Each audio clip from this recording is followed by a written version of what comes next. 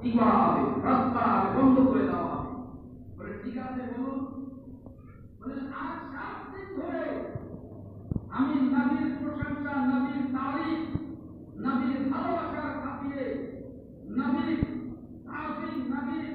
সমস্ত রকমের যে নবীর আজমত বয়ান করার জন্য,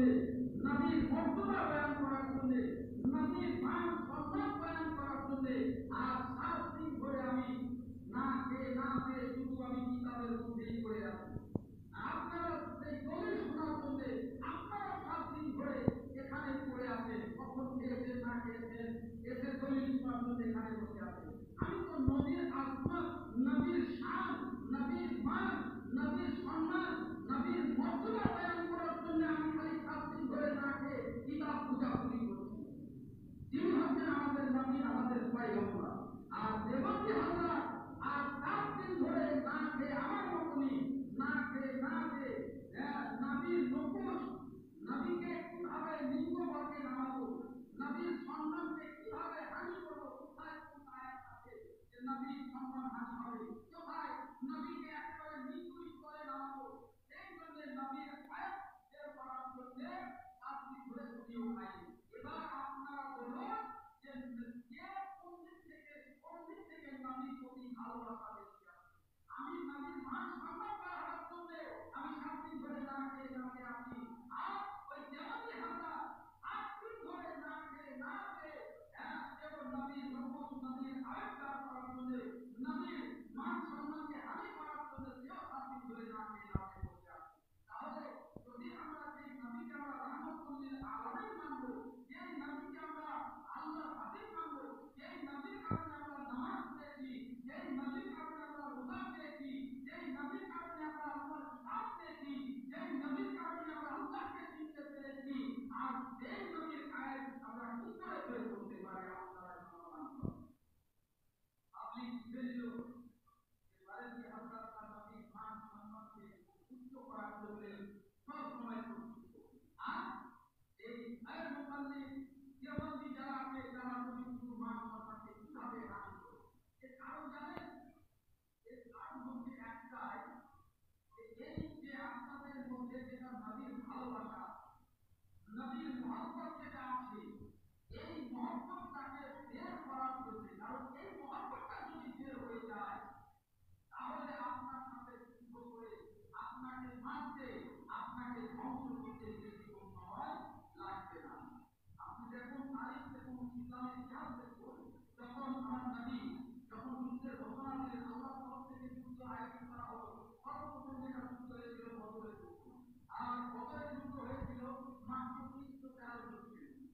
মাত্র মুসলমানের মধ্যে মাত্র 313 জন। আর এই 313 জন তাদের মধ্যে না কোনো হাতিয়ার ছিল, অস্ত্রশস্ত্র ছিল,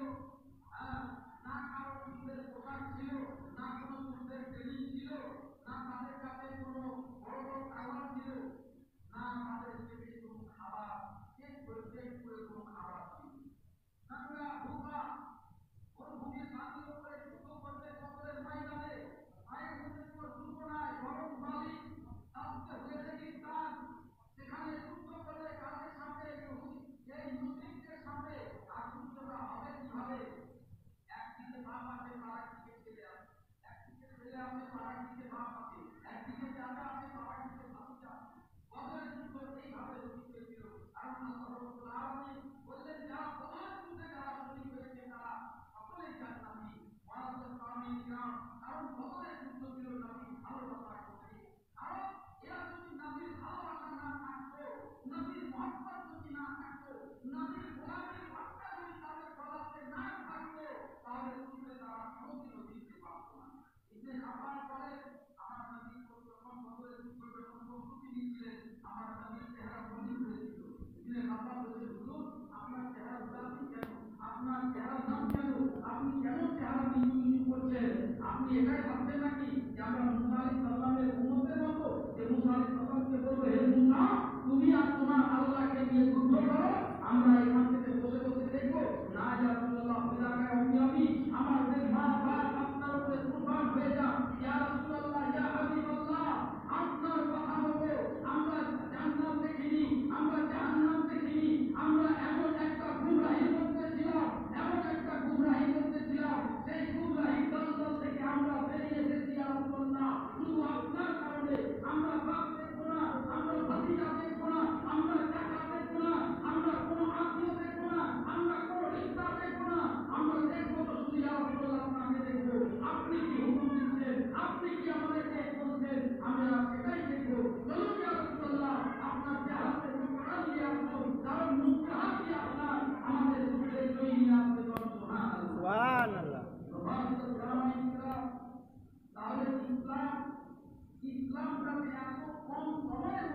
তৈরি করলো এত কম সময়ের মধ্যে কত বছর হয়ে গেল আর 1445 বছর হয়ে গেল এই 1445 বছর আগে আমার নবী মুস্তাফা গ্রামের গতিতে দাঁড়িয়ে পাহাড়ের উপরে দাঁড়িয়ে ডাক দিয়ে মাশাআল কুফর यानी মক্কা সমস্ত প্রাইসদেরকে ডাকতে মক্কা সমস্ত সরদারদেরকে ডাকতে মক্কা সমস্ত সরদাররা একত্রিত হলো বললেন আল্লাহ আলাইহিম তোমরা পড়ো যদি আল্লাহ চাও তাহলে আল্লাহ এক আল্লাহ তাআলা করো আল্লাহকে এক মানো মুআজ্জাজরা মিনিরা আতিরা বুঝতে পারলো না মক্কা সরদারেরা বুঝতে পারলো না কুফার ও মুশরিকরা বুঝতে পারলো না নবী কি বলছে আল্লাহ হুকুম দিলেন হে নবী ডাইরেক্ট এই কুফারদেরকে যদি আপনি এইভাবে উচ্চারণ করেন তো এরা বুঝতে পারবে না এদের প্রথম বয়স এই কথা প্রকাশ করবে না কারণ এরা অভ্যাসে পরিণত হয়ে গেছে দেবী দেবতা ঠাকুর গাছপালা বৃক্ষলতা পূজা করে এদের অভ্যাসে পরিণত হয়ে গেছে তো আপনি এক কাজ করেন সর্বপ্রথম আপনি আপনার বাড়ির লোকদের দিকে দাঁড়ায় আল্লাহ নবীকে যখন এই হুকুম আল্লাহ পাক দিলেন তখন আমার নবী মুস্তাফা সাল্লাল্লাহু আলাইহি ওয়াসাল্লাম বাড়ির লোকদের দিকে দাঁড়ায় করলেন মা হাদিজা ইমাম নিয়ে আসলেন হযরত আলী ইমাম নিয়ে আসলেন হযরত আবু বকর সিদ্দিক ইমাম নিয়ে আসলেন এইভাবে আস্তে আস্তে যুবক দলের আপনি 18 বছর 22 বছর 23 বছর যত সাহাবায়ে کرام ছিলেন যারা কি করলেন একত্রিত করলেন সব যুবক ছিলেন তাদের মধ্যে চিত্র বলতে হযরত আবু বকর ছিলেন বাকি সব যুবকেরা ইমাম নিয়ে আসলেন আমার নবী ওই জন্য আল্লাহর নবী যুবকদেরকে বেশি ভালোবাসতেন কারণ ওই সব যুবক দলের যুবকের জন্য আজ ইসলাম এইভাবে ছড়িয়ে পড়ে তার 1445 বছর হয়ে গেল ইসলাম সৃষ্টি হওয়া তৈরি হওয়া এই লা ইলাহা ইল্লাল্লাহ মুহাম্মাদুর রাসূলুল্লাহ বাণী প্রচার করা 1445 বছর আগে হয়েছে তো আজ এত কম সময়ের মধ্যে পুরো বিশ্বের মধ্যে পৃথিবীর মধ্যে আজ এই কালেমা ছড়িয়ে পড়েছে আর এমন ভাবে মানুষের অন্তরে প্রবেশ করে গেছে এমন ভাবে ঢুকে গেছে যে এই মানুষকে যদি কতল করে দেওয়া হয় তবুও সেই কালেমা ছাড়বে না ঈমান ছাড়বে না নিজের জান মাল ইজ্জত আবরু সব ছেড়ে দিলে কিন্তু এই কালেমা ছাড়বে আরে কেউ ছাড়বে না আমার নবী তো আমাদের কাছে আসেননি আমরা কলমা করে মুসলমান হয়েছি কিন্তু এমন কলমা আমাদের অন্তরের মধ্যে এসে গেছে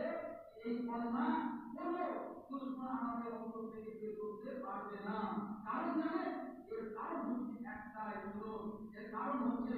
যদি এই ইসলাম যদি এই দ্বীন যদি প্রচার হতো হয়েছে একমাত্র আমার নবীর মহব্বতের কারণে যদি আমাদের আজকের যুগের মতো স্বার্থপরতা থাকতো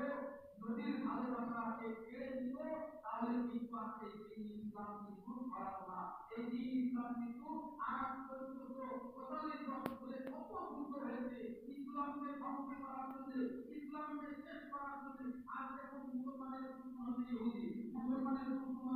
হচ্ছে নাসারা মুসলমানের দুশ্মন হচ্ছে কুফার মুসলমানের দুশ্মন হচ্ছে দেবী মুসলমানের যত ধর্ম আছে এই পৃথিবীর মধ্যে যত ধর্ম আছে সমস্ত ধর্মরা এই মুসলমানদের উপরই বিরোধ করে আছে এই মুসলমানদেরকে করতে হবে এই মুসলমানকে তাবাহ বারবার করতে হবে কিন্তু আল্লাহ কালাম নিচে দেখেন আল্লাহ পাক বলেন ওয়ালা তাহিনু ওয়ালা তাহজানু ওয়ালা আলাউনা ইন কুনতুম মুমিনিন তোমরা পেরেশান হয়ো না তোমরা সন্তানা হয়ো না তোমরা যেখানে যাবে সেখানে জয়ী হবে কিন্তু শর্ত এটাই তোমাদেরকে মুমিন হতে হবে তোমাদেরকে মুমিন হতে হবে যদি তোমরা মুমিন হও তাহলে তোমাদেরকে কোনো দলালে তোমরা পাবে না কোনো কাহাতে তোমরা পাবে না কোনো দুশমনে তোমরা কালে তোমরা পাবে না তোমরাই জয়ী হয়ে আসবে তোমরাই বিজয়ী হয়ে আসবে তোমার কারণে ইসরা এই কথা হয়তো জিজ্ঞাসা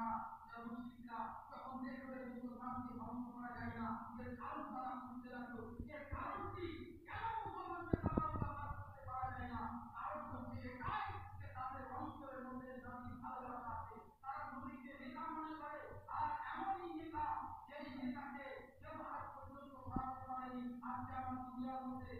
অনেককে নেতা মনে করি এটা হচ্ছে আমাদের নেতা এটা হচ্ছে অমুকের নেতা এটা হচ্ছে অমুকের নেতা কিন্তু নেতা তো বিশ্বের নেতা সারা জগতের নেতা আলমীর নেতা হচ্ছেন আমার নবী মুহাম্মদ রাসূলুল্লাহ সাল্লাল্লাহু আলাইহি ওয়াসাল্লাম আর যদি আপনিও নেতা হতে চান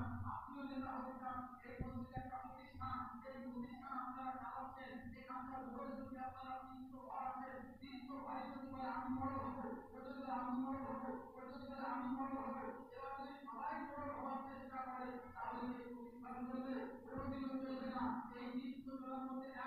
মূল হতে হবে, একজনকে দায়িত্ববান হতে হবে, একজনকে রাহবার হতে হবে, একজনকে